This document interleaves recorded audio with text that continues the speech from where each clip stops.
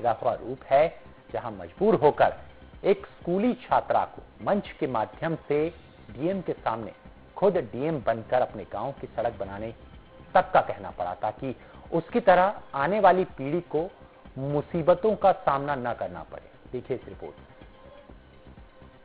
हम बात कर रहे हैं नरसिंहपुर के साली चौका की, जहां हाथों में नारे से सजी तख्तियां, कंधों पर स्कूल बैग और नारे लगाकर स्कूल जाते ये छात्र छात्राएं रोज प्रशासन को जगाने का काम कर रहे हैं।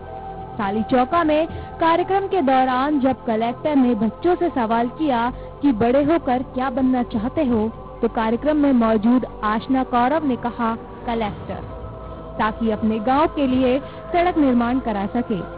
आशना का जवाब सुनकर तात्कालिक कलेक्टर ने परेशानी समझी और 2 करोड़ 50 लाख का प्रस्ताव भी तैयार किया, लेकिन जिले की सरकार क्या बदली, मामले को ही ठंडे बस्ते में डाल दिया गया।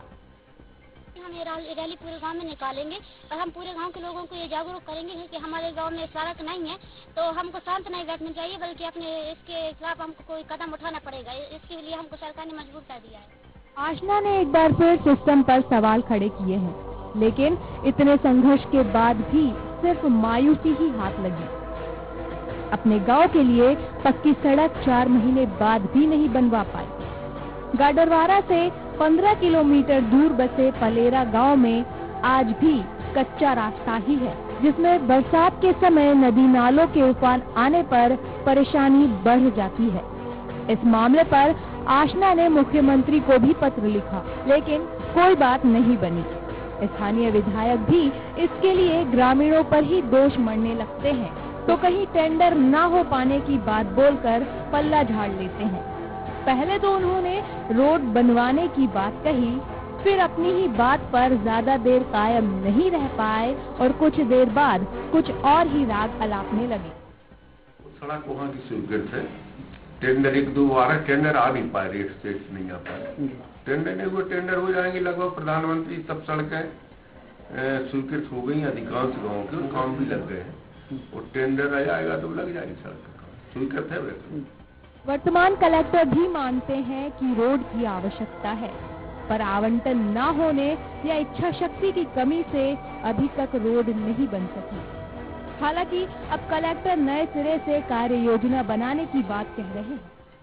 ये मामला मैंने दिखवाया है, इसमें पहले अगस्त के महीने में चूंकि उसमें रोड का काम होना है और उसमें पीडब्ल्यूडी डिपार्टमेंट के लिए उसमें प्रस्ताव यहाँ से गया हुआ है, उसमें कुछ आवंटन की मांग की गई है, उसमें सड़क का काम होना है। वैसे बारिश के समय में दिक्कत ज्यादा आती है, आमतौर पर बाकी महीनों में तो इसमें स्कूल में कोई दिक्कत नहीं है, लेकिन बारिश के महीने में भी दिक्कत ना आए उसके लिए शासन से आवंटन चाहा गया और चाहा गया है कि उसमें हम कार्य करवा सकें।